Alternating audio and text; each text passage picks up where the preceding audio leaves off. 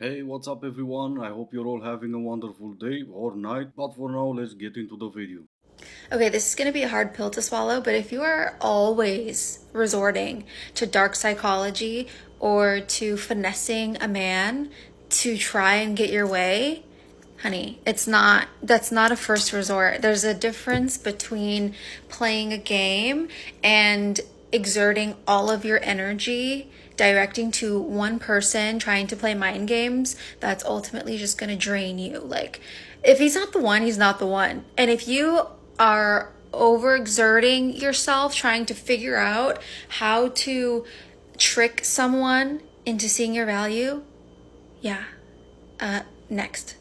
Sounds good to me. Next, isn't it trying to trick someone into seeing your value or sign you have no value? Babe, I just want to know why you're trying to get picked.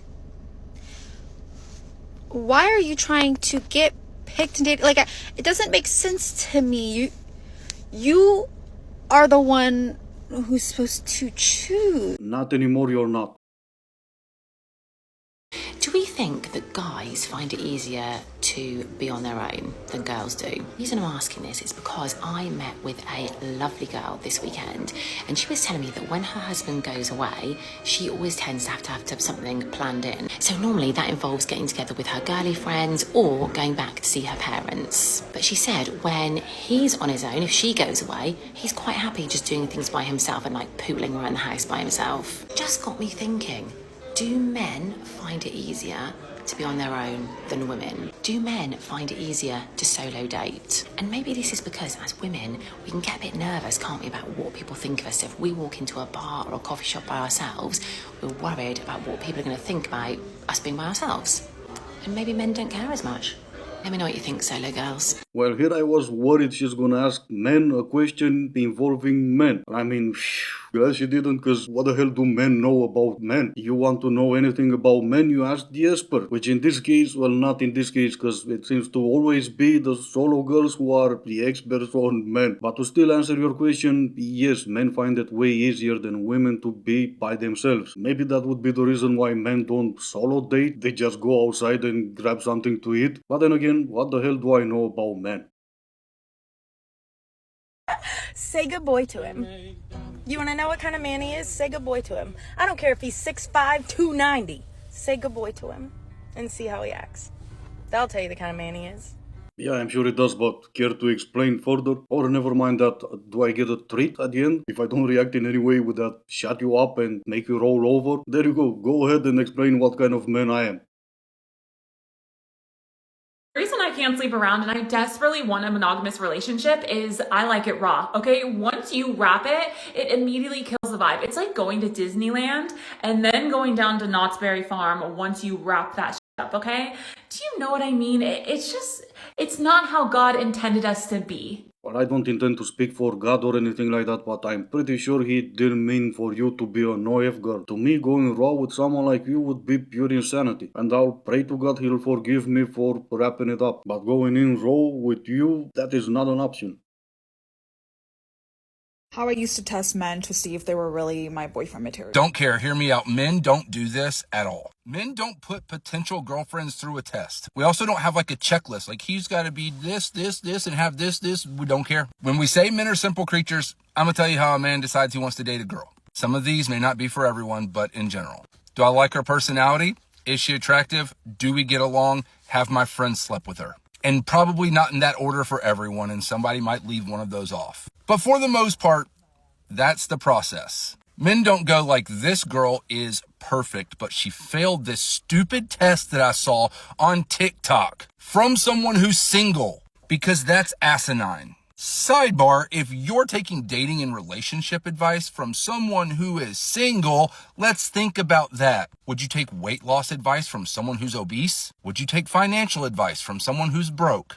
Quit with the tests and quit with the lists. Do you like the person? Are you attracted to them? Do you have fun with them? Way easier. You're going to be way happier. Or not in her case, because she said she used to do that, so that implies she stopped, but she is still single. So my guess is she went from that stupid test to another that is just as dumb. Once they got into that mindset, performing tests on whoever they're dating, they will never stop. That becomes normal to them, and everything that is normal will seem weird. I could be wrong, of course, but I bet she's still watching all those trends on TikTok. For all the girls I went to high school with or college with that now lead conservative, trad wife lifestyles, there was nothing conservative about the way you were handing out that puss back in those days. And there was no borders there was no crowd control, no borders on that puss. Everybody was getting in, no questions asked. And so for you to now sit here and be the good Christian woman you are and vote for that man and lead this conservative lifestyle, this trad wife lifestyle, while you're going 50-50 on the bill still. Not that there's anything wrong with sleeping with however many people you please to sleep with, but the fact that you sit here with the past that you do and claim certain values, and that's fine. And there's nothing wrong with your past. Okay, I know God forgives you, but you don't forgive yourself. So you sitting on a high horse seeking out these things to soothe your guilt for what you believe is your bad past. How would you know if they feel any guilt or not? They don't if they made peace with their past. And I'm not saying it's alright either, and if you're a man, make sure you vet the person you're dating so you kind of have an idea about her past. But at the same time, even if they do have a past, unlike you, they try to live a better life. They try to not perform the same actions you're blaming them for now, while at the same time you're still performing the same actions. Are men only loved for what they provide? No, and it's really important that you understand how big of a myth this is. Men's love has no more to do with what they provide than women's, and it's critical that you understand that. Let's do a little exercise. Think about how much you love and feel love from your dad. Did you feel love from your dad growing up? Do you feel love and connection with him now? Take a moment, comb through your memories. Is the answer yes or no? Okay.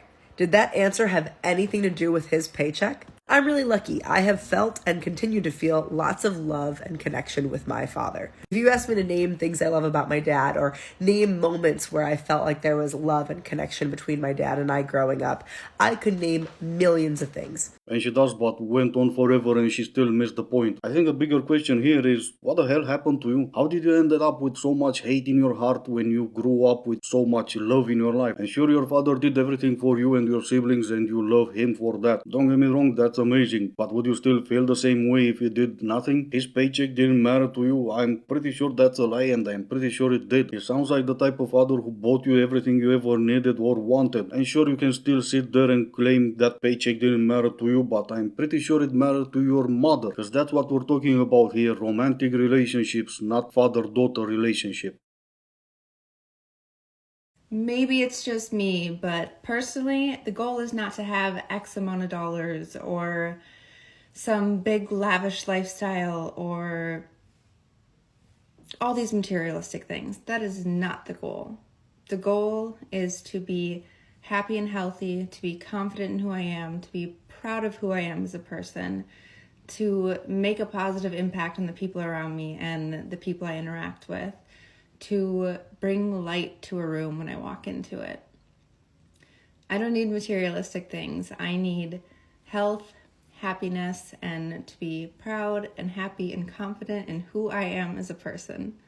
That is the goal.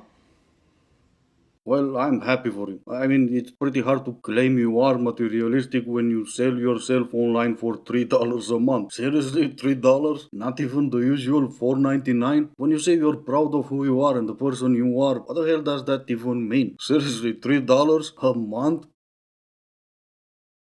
People love you when you're not a threat to their ego or any of their insecurities.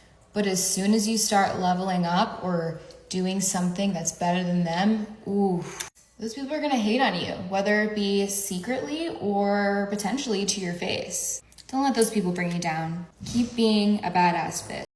Well, now it kind of makes sense. Be a badass B, because all you need in this world is your looks and not your brain. That's the only explanation for her saying people will hate on you in secret. Well, then how the hell do you know if they keep it a secret?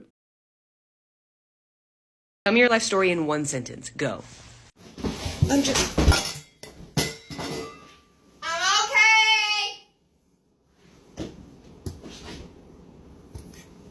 I'm okay.